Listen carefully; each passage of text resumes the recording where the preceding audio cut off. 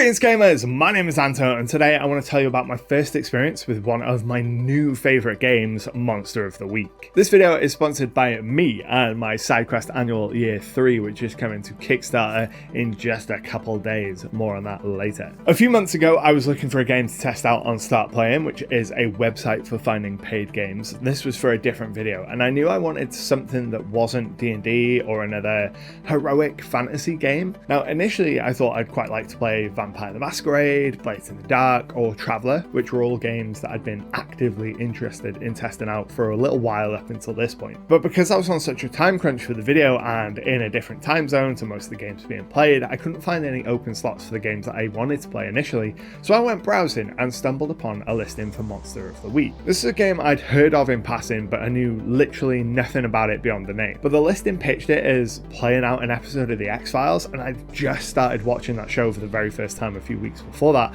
so I was absolutely on board to go and track down some paranormal creatures. Zach, our GM for the session, was wonderful and gave me everything I needed to get started, explained the basics of the game, and I'll leave a link to his Start Playing profile down below because if you're looking to play an intro session of Monster of the Week, Zach is going to do an amazing job for you. Now, Monster of the Week is a 2d6 system where you add your attribute modifier, and if your total is 7 to 9, you achieve your desired goal but with a cost. If it's 10 plus, you do what you are looking for and you reduce some harm, and if it is a 12 plus, you succeed with flying colours. The GM in Monster of the Week, called the Keeper, often won't be rolling any dice, and the player's dice rolls will encompass all of the effects that the monster's actions have as well. So if you're in a fight and you roll really poorly, the monster is going to kick your ass. Now this is quite different to how D&D and those style of games work, where players and GMs are both rolling dice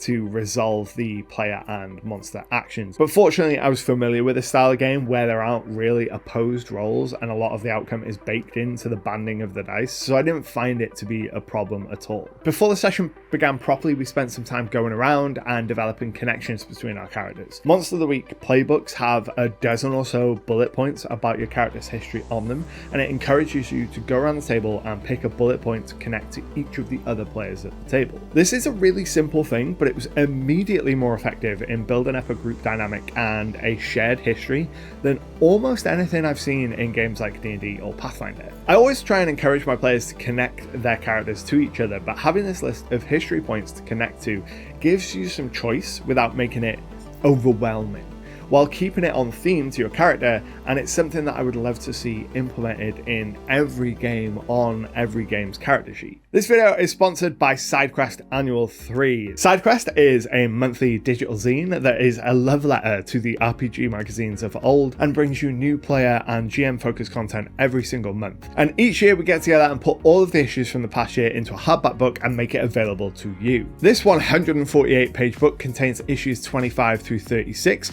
and brings them together in print for the very first time with a new cover by long-time contributing artist Harkunin, and the book is packed with new content such as fantastic locations to place in your campaign world, more than 20 new monsters to terrify your players, more than 30 new magic items to place into the dungeons of your world for players to discover, as well as a host of other content including new player options, new factions, world building and GM articles, a dozen iconic NPCs with stats and short adventure hooks to integrate them into your campaign, and so much more. All of the mechanical content in the book is compatible with D&D 5th edition, but there's plenty of inspiration within no matter what fantasy system you're running. As we fund, we're going to start unlocking stretch goals, and we'll be improving the book by adding things like the Kickstarter exclusive special edition cover by Alderdoodles, adding things to improve the physical book like ribbons, and adding more art to the book. If you've been waiting to get your hands on any of the content from Year 3 of SideQuest, now is the time, so head to the link down in the description below to sign up to get notified when we go live. Now, our case was to investigate the strange death of a janitor on the UC Santa Barbara campus. I was playing as Rex Evans, the Crooked, which is one of the kind of classes available in the game. I was a former criminal whose life in the underworld had brought him into contact with the paranormal,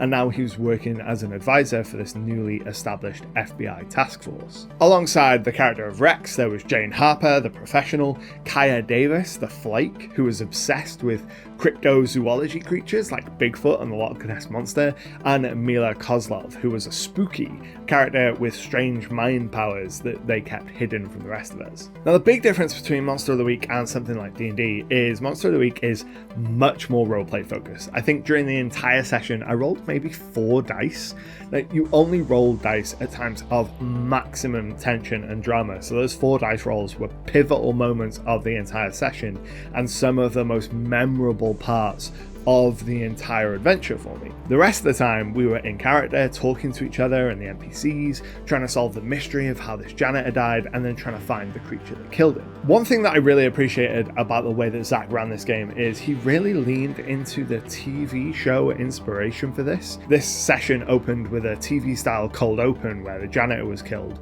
and we regularly had exposition scenes where our characters weren't present, but Zach set the scene using described camera moves and a lot of the conventions of TV. Now, as someone who's really into TV and Monster of the Week style shows, I really appreciated this as a GMing device because it allowed him to cut away from scenes that would otherwise feel quite abrupt in a normal session, but in the context of this being an episode of TV that we were playing out, it was like a commercial break or a cut to black or a hard cut to another scene, and we didn't feel the need to play out every tiny detail. We just hit the major dramatic beats of the scene and then got out of there. It was very efficient GMing. Now, one of my favourite things about the session was because we were playing with pre-gen sheets that already had our features and equipment on there, I had to figure out reasons why my character had these items on his person. I was a criminal, so it didn't make sense to me that the FBI would give me a gun. So the first time we got into a combat and things got like hairy, I asked the GM if Rex could have stolen a gun out of the armory of the FBI van at the start of the session when no one was looking,